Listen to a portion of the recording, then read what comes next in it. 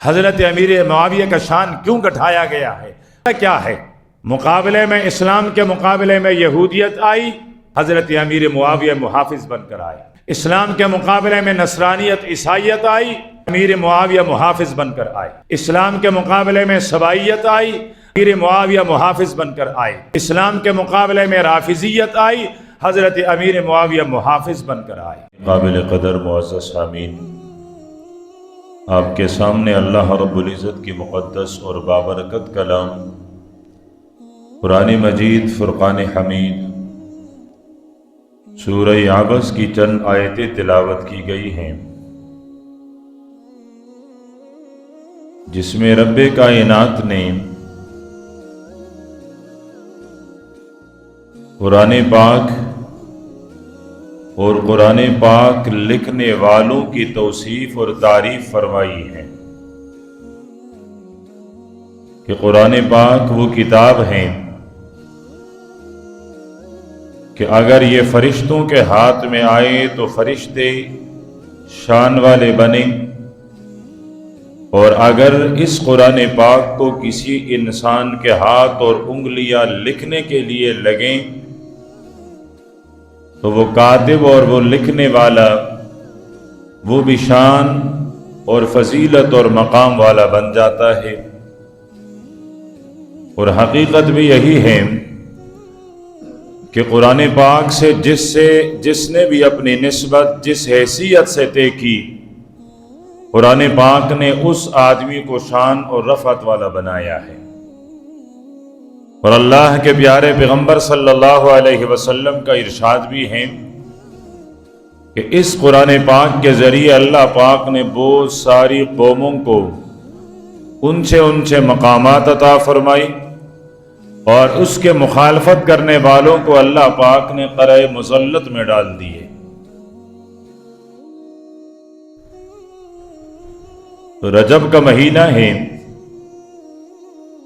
اس مہینے میں جتنے تاریخی واقعات ہوئے ہیں ان میں سے ایک بہت بڑا واقعہ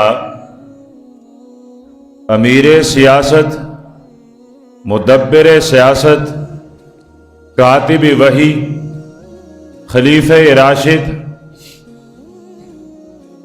تمام امت مسلمہ کے ماموں حضرت امیر معاویہ رضی اللہ تعالی عنہ کی وفات بھی ہے۔ حضرت امیر معاویہ رضی اللہ تعالی عنہ کون ہیں؟ امت، ہمارا معاشرہ امیر معاویہ کو صرف اس نسبت سے جانتے ہیں کہ وہ حضرت یزید کے والد ہیں، یا ہمارا معاشرہ حضرت امیر معاویہ کو فقط اتنا جانتی ہیں کہ وہ حضرت علی المرتضی رضی اللہ تعالی عنہ کے مقابل میں آئے تھے۔ ان دو باتوں کے علاوہ ہمارا معاشرہ حضرت امیر معاویہ کی شخصیت اور ان کے مناقب، ان کی سیرت اور ان کے کمالات سے نابلد ہے۔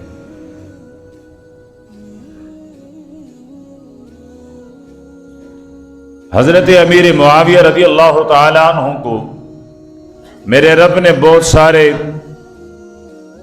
مناقب اور فضائل سے نوازا ہے،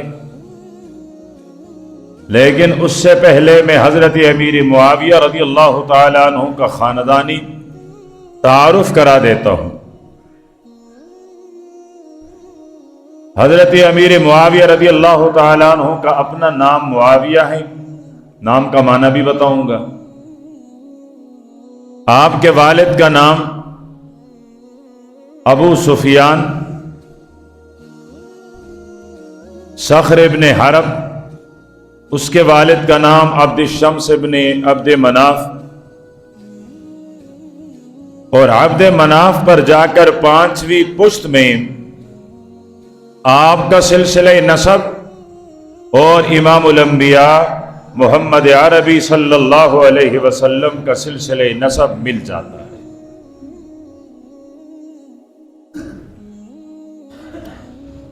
اسی طرح آپ کی والدہ کی طرف سے بھی 5-6 پشتوں کے بعد جا کر سلسلہ نسب میرے اور آپ کے پیغمبر کے ساتھ مل جاتا ہے۔ فرق صرف 3-4 دادوں کا ہے، وہ دادے میرے پیغمبر کے سلسلہ نسب میں الگ ہیں اور حضرت امیر معاویہ کے سلسلہ نسب میں الگ ہیں، اس کے بعد جا کر سلسلہ نسب آپس میں مل جاتا ہے۔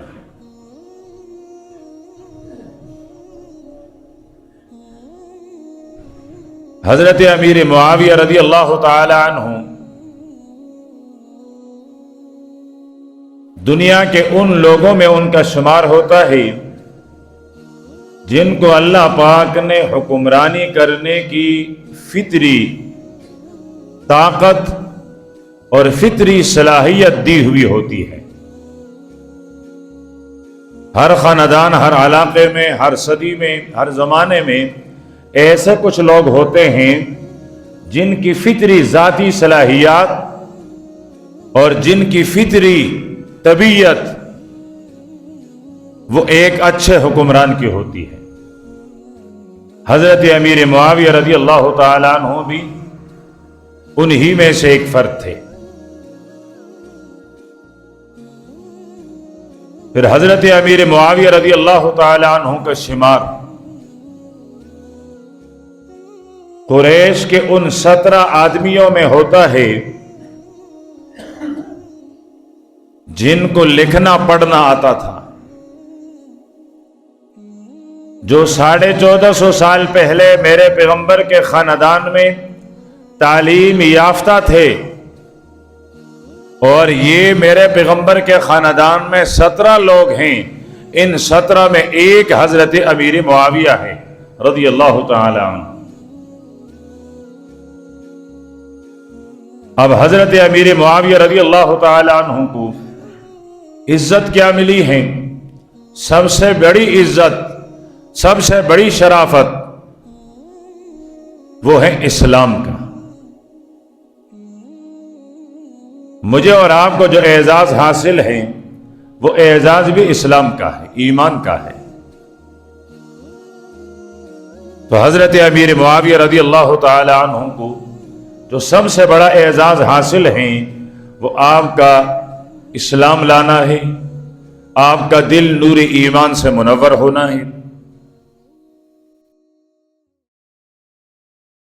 جس سال میرے پیغمبر نے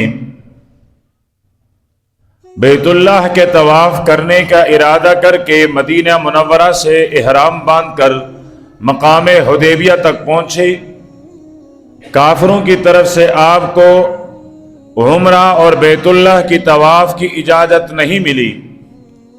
میرے پیغمبر واپس تشریف لائے، حدیبیہ کے مقام پر اسلام کا سب سے عظیم میثاق اور عظیم معاہدہ طے پایا ہے جو صلح حدیبیہ کے نام سے مشہور ہے۔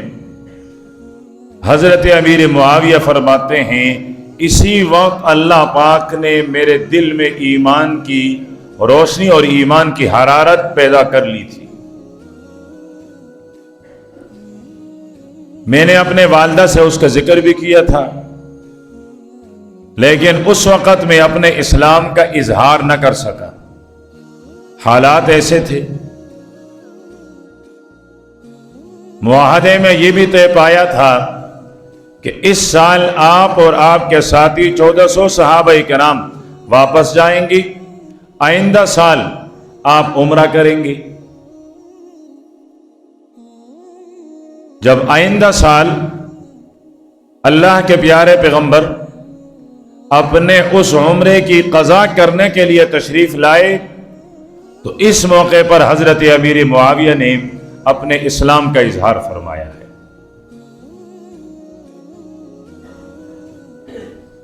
اور اللہ کے پیارے پیغمبر نے ان کو بہت ساری دعاؤں سے نوازا ہے، تو یہ آپ کا پہلا شرف اور پہلا عزت۔ حضرت امیر معاویہ کا دوسرا سب سے بڑا اعزاز، سب سے بڑا شرف، سب سے بڑی منزلت، سب سے بڑا مقام وہ آپ کا صحابی رسول اور صحابی پیغمبر ہونا ہے۔ सारी दुनिया एक तरफ हो, सारी दुनिया के जाहिद आबिद मुत्तकी परहेजगार एक तरफ हों, दूसरी तरफ मेरे पैगंबर के किसी भी सहाबी की सहाबियत वाला मुकाम हो, ये सब मिलकर मेरे पैगंबर के उस सहाबी की सहाबियत वाले मकाम का मुकाबला नहीं कर सकते। इसलिए कि बड़ा आलिम इंसान अपनी मेहनत से बन सकता है, बड़ा परहेजगार इंसान अपनी रियाजत से बन जाता है, बड़ा मुजाहिद इंसान अपनी जिहाद से बन जाता है। दुनिया का कोई भी मनसब मेहनत से, शौक से, किसी जरिए से हासिल किया जा सकता है, लेकिन सहाबी होना वो मकाम है कि न वो आपकी मेहनत से मिलती है, न आपके इल्म से, न आपके माल से, न आपके उम्र से, न आपके सरमाए से, न आपके खानदान से, बल्कि मकाम सहाबियत मिलती है तो मेरा रब इंतखाब करता है। ज़ालिका फ़ज़्लुल्लाह युअतीहि मन यशा। मेरा रब ये मनसब जिनको चाहे उनको अता कर लेता है। सहाबा किराम के मुताल्लिक़ हाफिज़ इब्न हजर फरमाते हैं, इख्तारहुमुल्लाहु लिसुहबति नबिय्यिही व लिइक़ामति दीनिही। सहाबा किराम वो लोग हैं जिनको मेरे रब ने बराह रास्त खुद अपने पैगंबर की रिफाकत के लिए और दीन इस्लाम के इहया और दीन इस्लाम के गलबे और तक़वियत के लिए मुंतखब फरमाया है। तो हजरत अमीर मुआविया रज़ी अल्लाह तआला अन्हु का दूसरा सबसे बड़ा शरफ और इज्जत आपका सहाबी होना है। हजरत अमीर मुआविया के पास और कुछ भी ना हो, सिर्फ ये मेरे पैगंबर के सहाबी हों, तो ये मकाम सहाबियत भी सारी दुनिया में, सारी कायनात में उसको मुमताज बना देती है।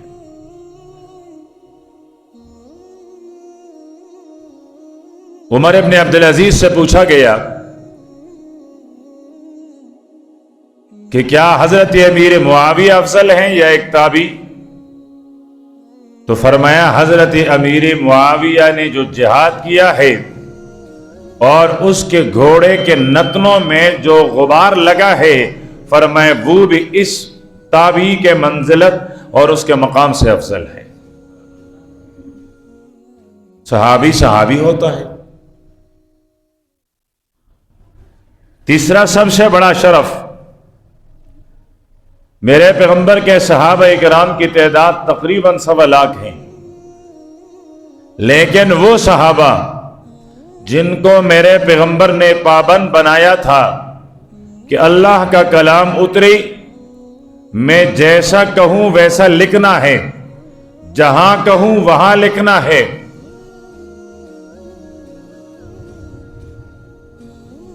मैं जो कुछ तुम्हें हुक्म दूं उसे लिखना है। ये लिखने वाले 11 आदमी हैं, 13 आदमी हैं, कम हैं ज्यादा हैं, उनमें से एक कातिब हजरत अमीर मुआविया हैं रज़ी अल्लाह तआला अन्हु, जिनकी उंगलियों ने, जिनके हाथों ने रब के कलाम कुरान पाक की किताबत की है, जो कुरान पाक का कातिब हैं, जो आसमानी पैगाम का कातिब हैं, वो है हजरत अमीर मुआविया रज़ी अल्लाह तआला अन्हु। कुरान पाक के शान में अल्लाह पाक ने यही इरशाद फरमाया, फी सुहुफ़िन मुकर्रमा। कुरान पाक उन सहीफों में है जो सहीफे इज्जत वाले हैं, मरफूआ बुलंद हैं, मुतहरा पाक हैं, बिअयदी सफरतिन किरामिन बररा, उनके हाथों में हैं जो हाथ नेक हैं, बरगुजार हैं, इज्जत वाले हैं, शरफ वाले हैं।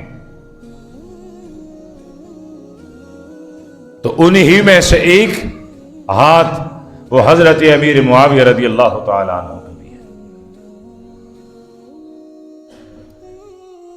हजरत अमीर मुआविया रज़ी अल्लाह तआला अन्हु की चौथी इम्तियाजी शान कि आप मुसलमान भी हैं, आप सहाबी रसूल भी हैं, आप कातिबी वही भी हैं, لیکن میرے پیغمبر کے قریبی رشتہ داروں میں سے قریبی رشتہ دار ہیں۔ حضرت امیر معاویہ کا میرے پیغمبر کے ساتھ قریب کا رشتہ ہے، اور وہ رشتہ میں نے شروع میں عرض کر دیا کہ خال المومنین وہ تمام امت مسلمہ کے ماموں ہیں، اور میری اور آپ کی ماں آپ صلی اللہ علیہ وسلم کی زوجہ محترمہ، ان کے وہ بھائی ہیں، اور میری اور آپ کی وہ ماں کس مقام کی تھی؟ اللہ کے پیارے پیغمبر مدینہ میں ہیں، ان کے والد ابو سفیان آئے، ابھی تک حضرت ابو سفیان بھی مسلمان نہیں ہوئے تھے، میرے پیغمبر کا بستر بچھا ہوا ہے، وہ اٹھی، ام حبیبہ حضرت رملہ اٹھی، انہوں نے وہ بستر طے کر لیا، سمیٹ لیا۔ باپ کہنے لگا بیٹا میں اس بسترے کا قابل نہیں تھا یا بسترا میرے قابل نہیں تھا، پھٹا پرانا تھا، اس لیے بسترے کو لپیٹ لیا کہ میرا والد سردار ہے، بڑا آدمی ہے، ایک نامور آدمی ہے، تو یہ نامور آدمی اس بسترے پر نہ بیٹھے، اس لیے بسترے کو لپیٹ لیا۔ فرمایا نہیں ابا جان، یہ دونوں جہانوں کے سردار پیغمبر کا بسترا ہیں، ابھی تک آپ مشرک ہیں، شرک کی غلاظت، کفر کی غلاظت اور وہ گندگی موجود ہیں، آپ کو میرے آقا کے بسترے پر بیٹھنے کا حق نہیں ہے، اس لیے لپیٹ لیا۔ یہ بہن ہے، میری اور آپ کی ماں ہے، اور حضرت امیر معاویہ بھائی ہے۔ جب بہن کی ایمانی غیرت اس حالت کی ہے، بھائی کی ایمانی حالت کی کیا ٹھکانہ ہوگا، کس پائے کا وہ حمیت اور غیرت والا انسان ہوگا۔ تو میرے پیغمبر سے یہ ایک قریب کا رشتہ ہے، باقی بھی رشتے ہیں لیکن وقت کم ہے۔ حضرت امیر معاویہ رضی اللہ تعالی عنہ کی کاتب وحی ہے، جو وحی اترتی گئی اور صحابہ لکھتے گئے، ان میں سے زیادہ تر حصہ وہ حضرت امیر معاویہ رضی اللہ تعالی عنہ نے لکھا۔ حضرت ابو بکر رضی اللہ تعالی عنہ کے دور میں شام کی طرف مسلمانوں کا پہلا والی، پہلا حاکم، پہلا گورنر روانہ کیا گیا، تو وہ ابو سفیان کا بیٹا یزید تھا، معاویہ کا بیٹا یزید نہیں، ابو سفیان کا بیٹا یزید۔ حضرت امیر معاویہ کے دوسرے بھائی کا نام یزید ہے۔ حضرت ابو بکر نے شام کا پہلا گورنر بنایا، پہلا حاکم بنایا، تو وہ یزید ابن ابی سفیان ہے۔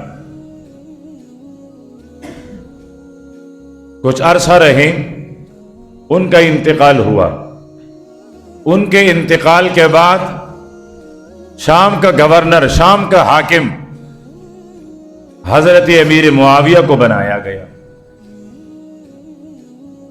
حضرت عمر رضی اللہ تعالیٰ عنہ نے اپنی خلافت گزاری، شام کا گورنر حضرت امیر معاویہ ہے، آپ شہید کر دیے گئے۔ حضرت عثمان رضی اللہ تعالیٰ عنہ خلیفہ بنے۔ باقی گورنروں میں تبدیلیاں تو ہوئی، لیکن شام کا گورنر اب بھی حضرت امیر معاویہ۔ یہ 10 سال مکمل ہوئے ہیں، ان میں سے کسی ایک لمحے کے لیے بھی حضرت امیر معاویہ کو معزول یا تبدیل نہیں کیا گیا، بلکہ حضرت عثمان نے اس کو اپنا مشیر بنایا، جس طرح حضرت عمر نے بنائے رکھا تھا۔ حضرت عمر کے دور میں بھی حضرت عمر جن سے مشورہ کیا کرتے تھے، ان میں سے ایک حضرت امیر معاویہ تھے۔ حضرت عثمان اپنی خلافت چلانے کے لیے جن سے مشاورت فرمایا کرتے تھے ان میں سے ایک حضرت امیر معاویہ تھے۔ حضرت عثمان رضی اللہ تعالیٰ عنہ کو شہید کیا گیا، حالات نے ایک نیا رخ اختیار کیا۔ حضرت امیر معاویہ اور بہت سارے بڑے بڑے صحابہ کرام، ان کا مطالبہ یہ تھا کہ پہلے حضرت عثمان کا بدلہ لیا جائے، جنہوں نے قتل کیا، جن کے ہاتھ حضرت عثمان کے خون سے رنگین ہیں، پہلے ان ہاتھوں کو کاٹ دیے جائیں تاکہ امت میں سے کوئی اور یہ جرأت نہ کر سکیں۔ اس کے بعد جس نے خلیفہ بننا ہے وہ خلیفہ بن جائے، ہم اس کے ہاتھ پر بیعت کر لیں۔ دوسری طرف فاتح خیبر، داماد پیغمبر، خلیفہ راشد حضرت علی المرتضی رضی اللہ تعالیٰ عنہ کی رائے کہ پہلے خلافت مستحکم ہو جائیں، بیعت ہو جائیں، کوئی آدمی خلیفہ چن لیا جائے، اس کے بعد ہم حضرت عثمان کے قاتلین سے بدلہ لیں۔ حضرت امیر معاویہ کی رائے اپنی جگہ درست، حضرت علی کی رائے اپنی جگہ درست۔ میرے اندر تو یہ ہمت نہیں ہے کہ میں حضرت معاویہ کے بارے میں یہ کہہ دوں کہ ان کی رائے اچھی نہیں تھی، یہ ہمت بھی نہیں ہے کہ میں حضرت علی کے متعلق یہ جملہ استعمال کروں۔ اسلام، ایمان مجھے اس بات کی اجازت نہیں دیتا۔ میری جو عقیدت صحابہ کرام سے اور پھر ان دونوں صحابہ سے ہیں، وہ عقیدت بھی مجھے اجازت نہیں دیتی ہے، اس لیے کہ میں نے ایمان تاریخ سے نہیں، میں نے ایمان اللہ کی کتاب قرآن پاک سے حاصل کیا ہے۔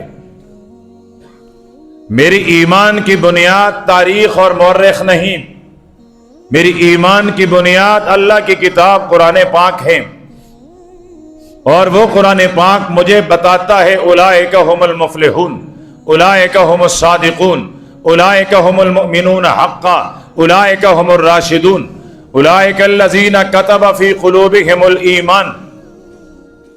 وہ قرآن مجھے بتاتا ہے رضی اللہ عنہم ورضوا عنہ، وہ قرآن مجھے بتاتا ہے وعد اللہ الذین آمنوا منکم وعملوا الصالحات۔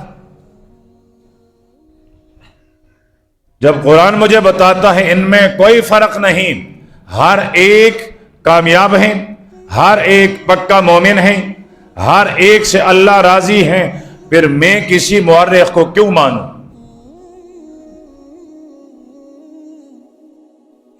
بلکہ مورخ کی بات تو دودھ کی بات، میں تو محمد عربی صلی اللہ علیہ وسلم کے حدیث کو بھی بغیر سند کے تسلیم نہیں کر سکتا۔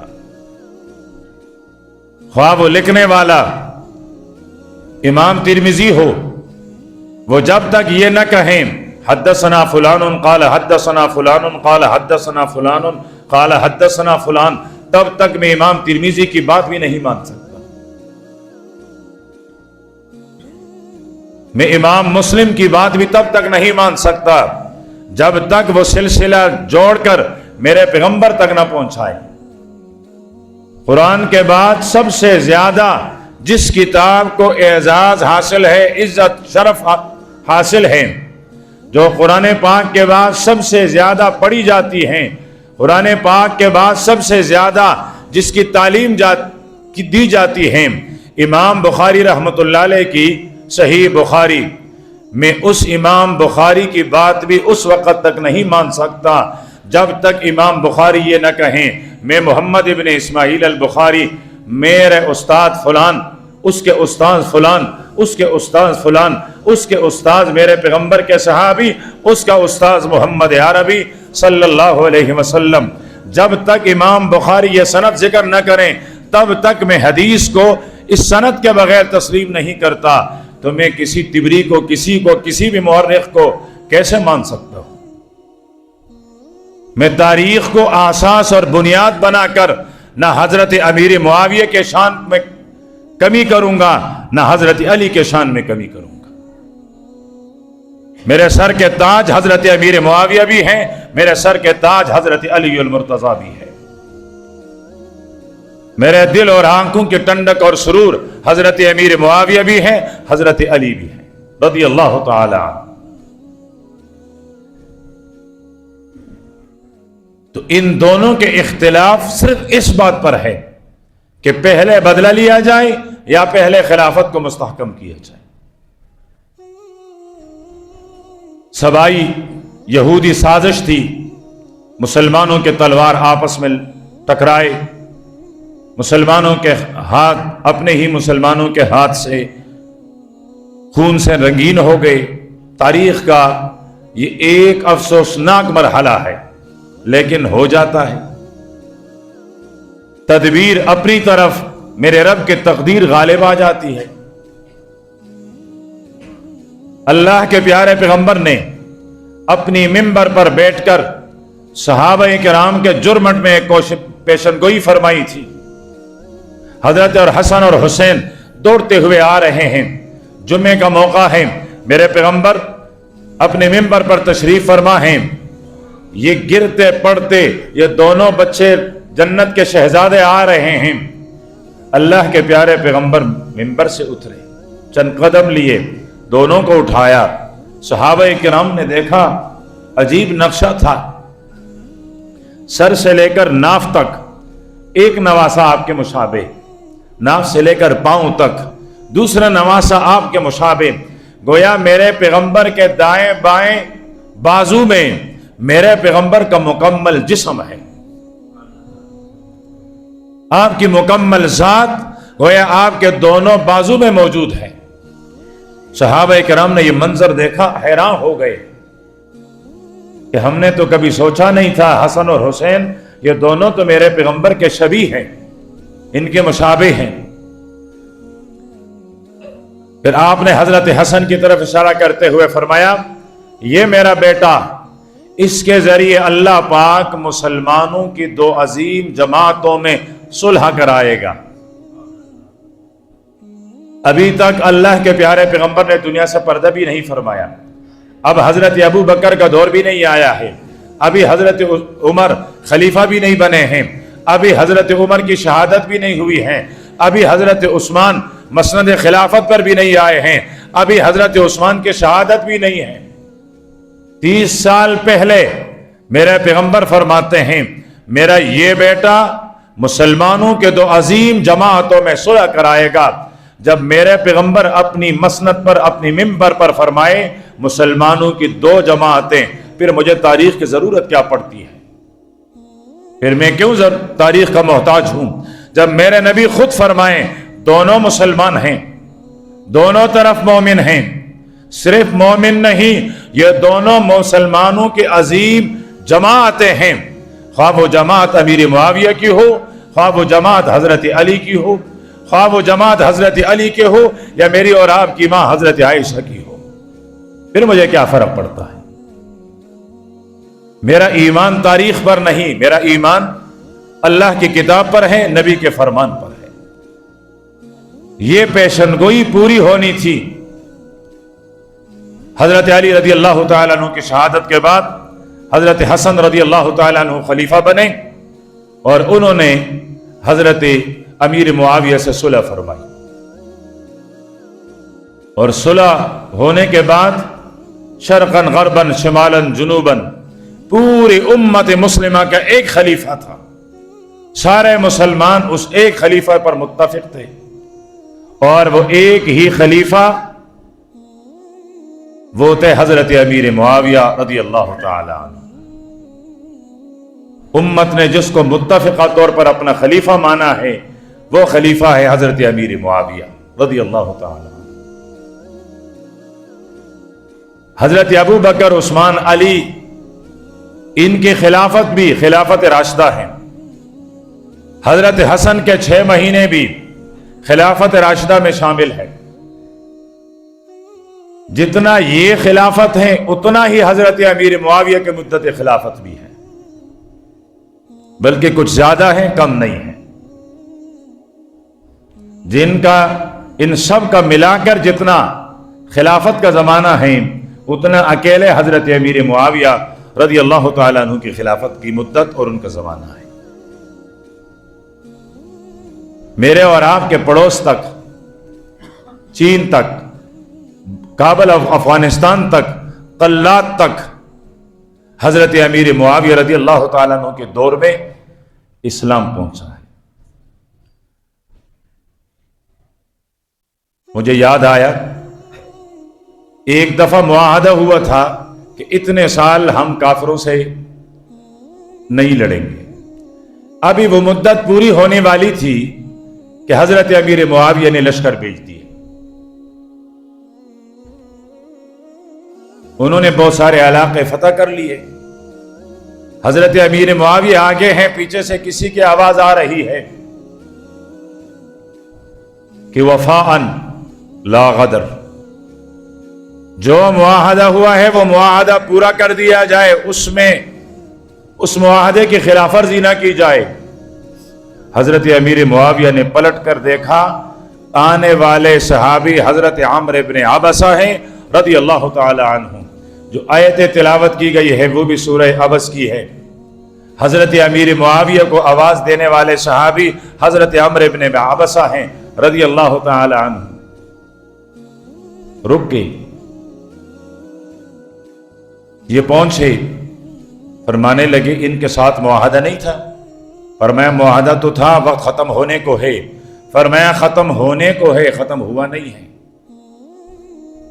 اللہ کے پیارے پیغمبر نے، اسلام نے ہمیں پابند بنایا ہے، ہم اپنے وعدوں کو پورا کریں۔ تھوڑی دیر کے لیے سوچیں، لشکر کہیں داخل ہو جائیں، علاقے کو فتح بھی کر لیں، کیا وہاں بھی ایک عام آدمی کے کہنے پر لشکر کا سپہ سالار، کمانڈر ان چیف کیا اپنی لشکر کو واپس بلاتا ہے؟ کیا مفتوحہ علاقے لوگوں کو واپس کر لیتا ہے؟ حضرت امیر معاویہ رضی اللہ تعالیٰ عنہ نے حضرت عمرو بن عبسہ کی بات سنی، قاصد کو بلایا، فرمایا جاؤ میرے ساتھی جہاں جہاں تک پہنچے ہیں ان کو بولا واپس آ جاؤ، جتنے علاقے ہم نے گھیرے ہیں، قبض کیے ہیں، فتح کیے ہیں، سب کو چھوڑیں، واپس میرے پاس پہنچے۔ واپس آئے، فرمایا انتظار کریں، جب ہمارا معاہدے کا وقت ختم ہو اس کے بعد حملہ آور ہوں گے۔ بات مجھے اس پر آئی کہ حضرت عمرو بن عبسہ رضی اللہ تعالی عنہ، ان کا مزار، ان کا مرقد آپ کے وطن، آپ کے صوبے سکر میں ہے۔ یہ حضرت عمرو بن عبسہ رضی اللہ تعالیٰ عنہ سکر کے سرزمین پر سو رہے ہیں۔ انہوں نے آواز دے کر حضرت امیر معاویہ کو واپس بلوا کر وہ سارے علاقے واپس کروائے۔ انہوں نے پوچھا مسئلہ کیا ہو گیا، لشکر کیوں واپس چلی گئی؟ بتایا گیا یہ معاملہ ہے۔ فرمایا یہ اپنے دین کے اس قدر لحاظ رکھنے والے ہیں تو پھر ہم بھی ان کے دین میں داخل ہو جائیں، پھر یہ ہمیں بھی مسلمان بنا دیں۔ یہ حضرت امیر معاویہ، امت جانتی ہے تو صرف دو باتیں، کہ یزید کا والد معاویہ ہے اور اس نے یزید کو خلیفہ بنوایا تھا، جبکہ یہ رائے حضرت یزید کے بارے میں ولی عہد کا، حضرت امیر معاویہ کا نہیں ہے، معمر صحابی ہے میرے پیغمبر کا، حضرت مغیرہ بن شعبہ رضی اللہ تعالی عنہ۔ سب سے پہلی رائے انہی کی تھی، یہ ان کا مشورہ تھا کہ آپ اپنے بیٹے یزید کو ولی عہد نامزد کر لیں۔ ٹھیک ہے، اس کے باوجود حضرت امیر معاویہ اس سال چل کر حج کے لیے آئے۔ حضرت عبداللہ ابن عمر، حضرت عبداللہ ابن عباس، حضرت عبداللہ ابن زبیر رضی اللہ تعالی عنہم، بڑے بڑے صحابہ کرام، ان کو بٹھا کر ان سے مشاورت فرمائی۔ ان کی رائے بھی یہ تھی کہ یزید کو ولی عہد بنائے۔ اگر میں یزید پر انگلی اٹھاؤں تو وہاں حضرت عبداللہ ابن عباس پر انگلی اٹھتی ہے، وہاں حضرت عبداللہ ابن عمر پر انگلی اٹھتی ہے، اور میری انگلی حضرت عبداللہ ابن عمر پر نہیں اٹھ سکتی ہے، حضرت عبداللہ ابن عباس پر نہیں اٹھ سکتی ہے۔ میں نے عرض کیا میں تاریخ پر ایمان رکھنے والا نہیں، میں رب کے کلام پر ایمان رکھنے والا ہوں۔ مجھے جو رب کا کلام بتائے گا اور میرے حبیب کا فرمان بتائے گا وہی میرا ایمان ہوگا۔ میرے نبی نے مجھے فرمایا ہے اللہ اللہ فی اصحابی، خبردار خبردار میرے صحابہ کے بارے میں میرے رب سے ڈرتے رہنا۔ مجھے میرے نبی نے ارشاد فرمایا کہ یہ آسمان ہدایت کے چمکتے ہوئے تارے ہیں، آپ نے اگر ایمانی روشنی حاصل کرنی ہے تو صحابہ کرام سے حاصل کریں گے۔ میں صحابہ کرام کو تاریخ کے صفحوں پہ تول نہیں سکتا، تو یہ ہمیں تاریخ نے بتایا ہے۔ اور دوسری بات تاریخ نے بتائی کہ جی امیر معاویہ حضرت علی کے مقابلے میں تلوار لے کر میدان میں آئے تھے، ایک اتفاقی حادثہ تھا، ہو گیا، لیکن اس ایک حادثے کی وجہ سے میں حضرت امیر معاویہ کی 20-22 سال کی حکومت کو نظر انداز تو نہیں کر سکتا۔ میرے نبی نے ارشاد فرمایا تھا میرے امت کا سب سے پہلے وہ دستہ جو سمندر میں سے ہو کر جا کر لشکر کشی کرے گا، جہاد کرے گا، فرمایا وہ جنتی ہیں۔ وہ پانی میں سمندر میں چلنے کے لیے بحری بیڑا بنانے والا حضرت امیر معاویہ، اس پر سفر کرنے والا امیر معاویہ، اس لشکر کی قیادت کرنے والا امیر معاویہ، جس کے لیے میرے نبی نے ارشاد فرمایا یہ جنتی ہوں گے۔ مجھے صرف 2 باتیں یاد ہوں اور حضرت امیر معاویہ کا جنتی ہونا نہ یاد ہو۔ جس امیر معاویہ کو میرے پیغمبر نے دعا دیتے ہوئے فرمایا تھا اللہم اجعلہ ہادیہ، اے اللہ میرے معاویہ کو ہدایت یافتہ بنا، مہدیہ، اوروں کے لیے ہدایت کا سبب اور ذریعہ بنا، میں اس امیر معاویہ کو تاریخ کے صفحے پہ تولوں جس امیر معاویہ کے لیے میرے نبی نے دعا فرمائی تھی اللہم علمہ الحساب، اے اللہ میری معاویہ کو حساب کا علم عطا فرما، وقہ العذاب، اور فرمایا میری معاویہ کو عذاب سے محفوظ فرما۔ دونوں جہانوں کے سردار پیغمبر کی زبان رسالت اور نبوت سے نکلی ہوئی دعا حضرت امیر معاویہ کے لیے۔ لیکن آخری بات خلاصے کے طور پر، پھر وجہ کیا ہے؟ امت کے نظروں میں حضرت امیر معاویہ کا مقام کیوں گرایا گیا ہے؟ حضرت امیر معاویہ کا شان کیوں گھٹایا گیا ہے؟ وجہ کیا ہے؟ مقابلے میں اسلام کے مقابلے میں یہودیت آئی، حضرت امیر معاویہ محافظ بن کر آئے۔ اسلام کے مقابلے میں نصرانیت عیسائیت آئی، امیر معاویہ محافظ بن کر آئے۔ اسلام کے مقابلے میں سبائیت آئی، امیر معاویہ محافظ بن کر آئے۔ اسلام کے مقابلے میں رافضیت آئی، حضرت امیر معاویہ محافظ بن کر آئے۔ یہ ایک قصور تھا کہ جو فتنہ بھی اٹھا اس فتنے کا مقابلہ کیا ہے، اس فتنے کے سرکوبی کی ہے، تو پھر ایک منظم پروپیگنڈے کے ذریعے امت کے نظروں سے حضرت امیر معاویہ کا شان گرا دیا گیا۔ لیکن میں نے عرض کیا صحابہ کرام کو تاریخ کے صفحات پر نہیں، قرآن پاک کے پاروں میں تلاش کریں۔ صحابہ کرام کی شان ہمیں قرآن پاک کے پاروں سے ملتی ہے، اور میرے نبی نے ارشاد فرمایا تھا یہ آسمان ہدایت کے تارے ہیں۔ تو 22 رجب کو حضرت امیر معاویہ کا وفات کا دن ہے۔ اس دن بھی ایک عجیب رسم چلتی ہے۔ 22 رجب اگلے جمعے سے پہلے آئے گا، چلو پھر عرض کر لیتا ہوں، ورنہ میں وہ تفصیل سے اس پر عرض کر دیتا۔ 22 رجب کو میرے اور آپ کے گھروں میں بھی ایک خاص قسم کا کھانا پکتا ہے، اور پھر وہ خاص قسم کا کھانا گھروں میں تقسیم ہو جاتا ہے۔ کہتے جی یہ رجب کے کنڈے ہیں، یہ رجب کے کنڈے کاسے ہیں۔ یہ 22 رجب دزبر کی 2 اجتماع، یہ کس چیز کا کھانا ہے؟ کہتے جی حضرت جعفر صادق رحمہ اللہ۔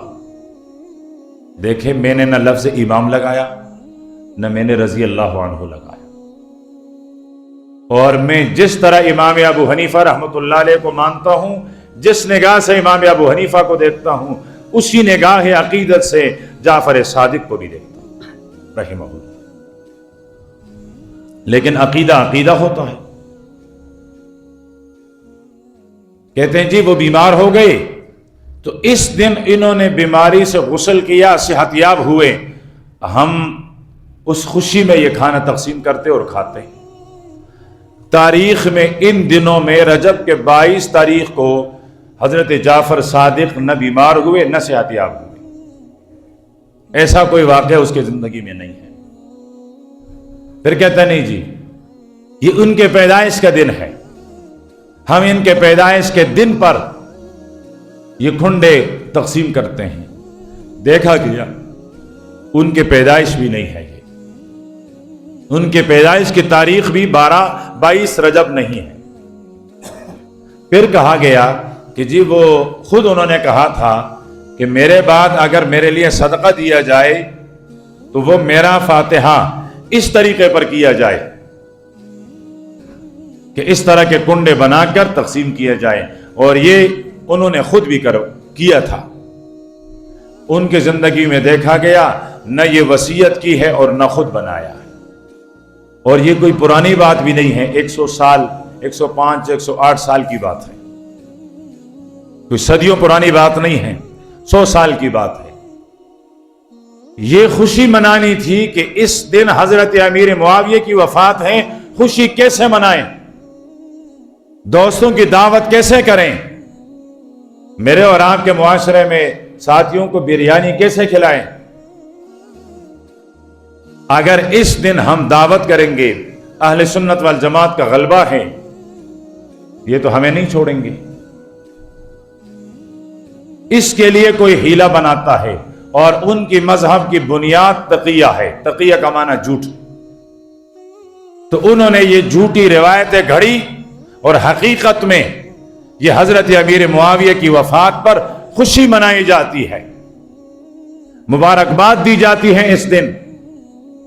اور جب میں 22 رجب کی ان مبارکبادوں کو دیکھوں، یہ کاسے دیکھوں، تو میں سلامی عقیدت پیش کروں حضرت امیر معاویہ کو کہ 1400 سال بعد بھی تیرا دشمن تجھ سے اب بھی خائف ہے، وہ اب بھی حسد میں مبتلا ہے، وہ اب بھی تجھ سے ڈر رہا ہے. اس کا مقصد یہ ہے کہ معاویہ تو نے بڑی شان پائی ہے، تو نے بڑی قسمت پائی ہے کہ تیرے دشمنوں کو ابھی تک سکون نہیں آیا، وہ ابھی بھی جل رہے ہیں، اور اللہ قیامت تک جلائے اور قیامت کے بعد بھی جلائے. اس رجب پر جو خوشیاں منائی جاتی ہیں، یہ خوشی حضرت امیر معاویہ کی وفات پر ہے. تو کم سے کم میرے اور آپ کے گھر میں نہ یہ کنڈیاں آنی چاہیے نہ نکلنی چاہیے.